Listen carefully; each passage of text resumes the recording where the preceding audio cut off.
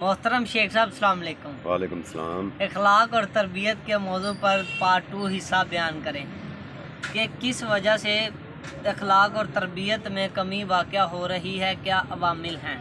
मैं बता मेरे प्यारे पाकिस्तानी भाइयों बहनों बेटियों, अस्सलामु अलैकुम व रहमतुल्लाहि व बरकातहू। मैं हूँ आपका होस्ट ज़हीर अनवर शेख। अल्लाह ताला आपको और आपके अहले खाना को कुदरती और दुनियावी आफात से हमेशा महफूज रखे, आमीन। आज जो मौजू आपकी खिदमत में पेश करने जा रहा हूँ वो इखलाक और तरबियत का पार्ट 2 है। पहले मैंने इखलाक और तरबियत के मौजू पर पार्ट 1 आपकी खिदमत में पेश किया था। उम्मीद है कि वो पसंद आया होगा। अब जो मैं पेश करने जा रहा हूँ वो पार्ट 2 है इसका। आपको इल्म है कि मैंने पहले भी आपकी खिदमत में अर्ज़ की थी कि मोबाइल तरबियत ख़राब करने का एक वाहिद रास्ता है। आप अपने बच्चों को जो कि नासमझ हैं और मैट्रिक से नीचे तालीम हासिल कर रहे हैं, उनको मोबाइल ख़रीद कर ना दें। अगर घर में 1 या 2 मोबाइल हैं तो उनको अपनी निगरानी में वो अगर कार्टून देखना चाहते हैं तो वो दिखाएं उनको, कोई बात नहीं उसकी, मगर उनको मोबाइल उनकी तहवील में ना दें।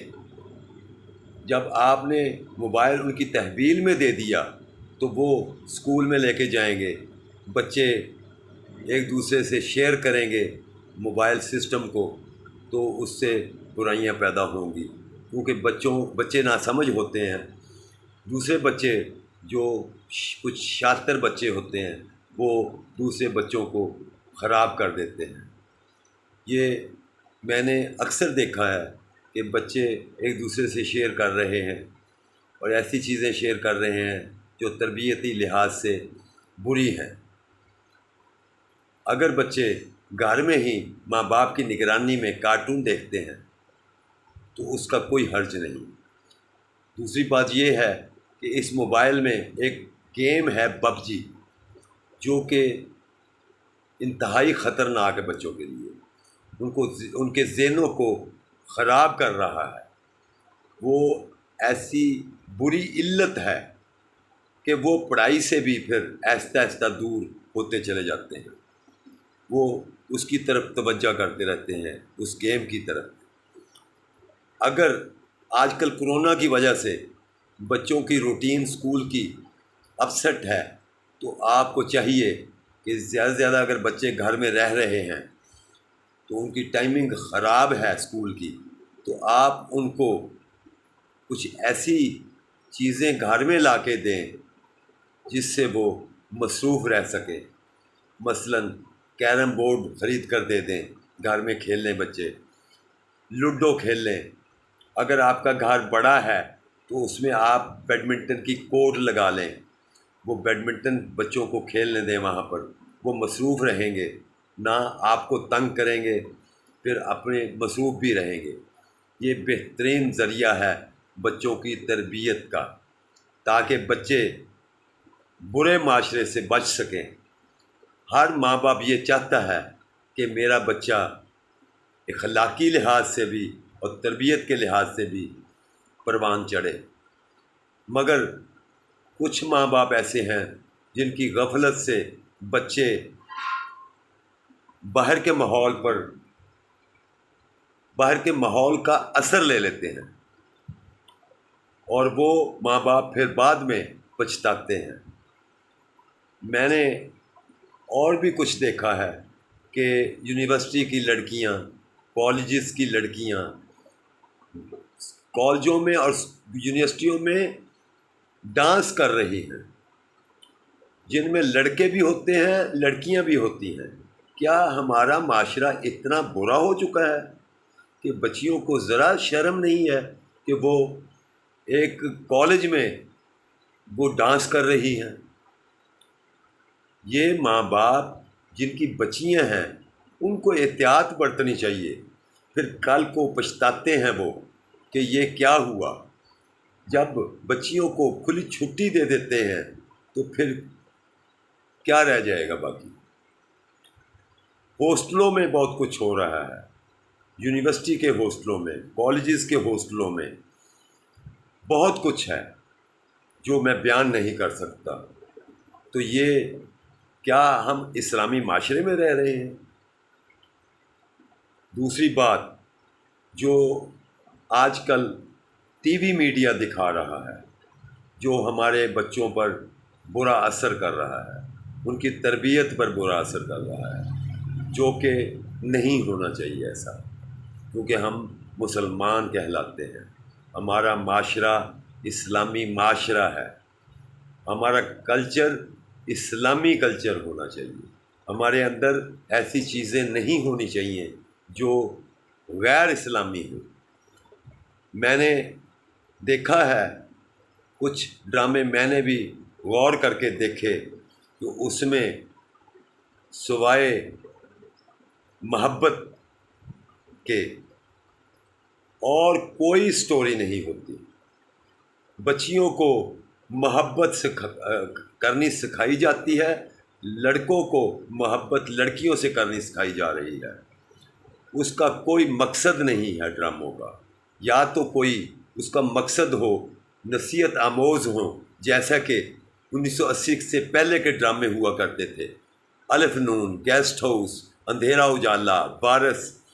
آپ کو علم ہوگا جو تقریباً میری ایج کے لوگ ہیں کہ اندھیرا اجالا اور وارث ڈرامہ جب لگتا تھا ٹی وی پر تو پاکستان کی عوام تو کیا، انڈیا کی عوام بھی اپنی مارکیٹیں بند کر دیا کرتی تھی اور وہ ڈرامہ دیکھتی تھی۔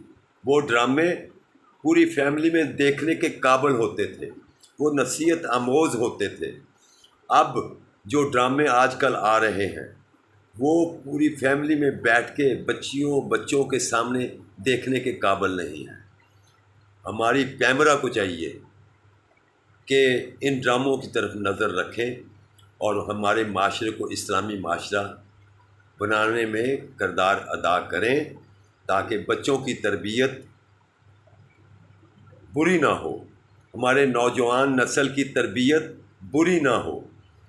دوسری بات یہ ہے کہ جو رائٹر ہیں ڈراموں کے، ان کو بھی چاہیے کہ نصیحت آموز ڈرامے لکھیں تاکہ بچوں کے ذہنوں پر اچھا اثر ہو، برا اثر نہ ہو۔ تیسری بات میں یہ کہنا چاہتا ہوں کہ اگر آپ نے اپنے بچوں میں اخلاق اور تربیت پیدا کرنی ہے تو اللہ کی طرف توجہ کروائیں ان کو۔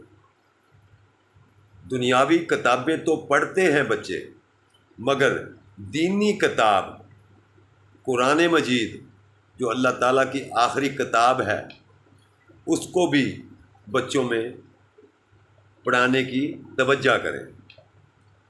اگر آپ بچوں کو قرآن مجید بعد ترجمہ تفسیر کے ساتھ پڑھائیں گے، میں ماں باپ کو نصیحت کر رہا ہوں، تو بچوں کو پتہ چلے گا کہ اسلامی معاشرہ کیا ہے اور ہماری اخلاقی اور تربیتی حالت کیسی ہونی چاہیے۔ اور 5 وقتہ نماز پر بچوں کو بھیجیں۔ اگر آپ ٹائمنگ کے ساتھ بچوں کو نماز کی طرف توجہ دلائیں گے اور قرآن مجید بعد ترجمے کی طرف توجہ دلائیں گے، کبھی ہو نہیں سکتا کہ وہ بچے غیر اخلاقی یا غیر تربیت یافتہ ہو۔ مجھے امید ہے کہ ہم اگر یہ کوشش کریں تو ہمارا معاشرہ پوری طرح اسلامی معاشرہ بن سکتا ہے۔ ہمارے نوجوان طبقے میں یہ جنونی کیفیت کیوں پیدا ہو رہی ہے؟ اس میں بھی کچھ وجوہات ہیں۔ ایک تو ماں باپ کی لاپرواہی، دوسری دین کی طرف توجہ نہیں، تیسری موبائل سسٹم نے دنیا کو، خاص طور پہ پاکستان کی عوام کو، جو نوجوان طبقہ ہے، جو سمجھدار ہیں وہ تو بچے ہوئے ہیں، جو ناسمجھ ہیں ان کو برباد کیا جا رہا ہے۔ خدا را اس موبائل سسٹم سے بچوں کو بچائیں، بچوں کو دین کی طرف لگائیں۔ اگر دین کی طرف آپ لگائیں گے تو بچوں میں اخلاقی و تربیتی رنگ خود بخود پیدا ہونا شروع ہو جائے گا، اور آپ وہ ماں باپ کہلائیں گے جن کا مثال دی جاتی ہے کہ ان کے بچے اخلاقی لحاظ سے بھی اور تربیتی لحاظ سے بھی بہت اچھے ہیں۔ کیا آپ نہیں چاہتے کہ ہمارے بچے ہمارا نام روشن کریں؟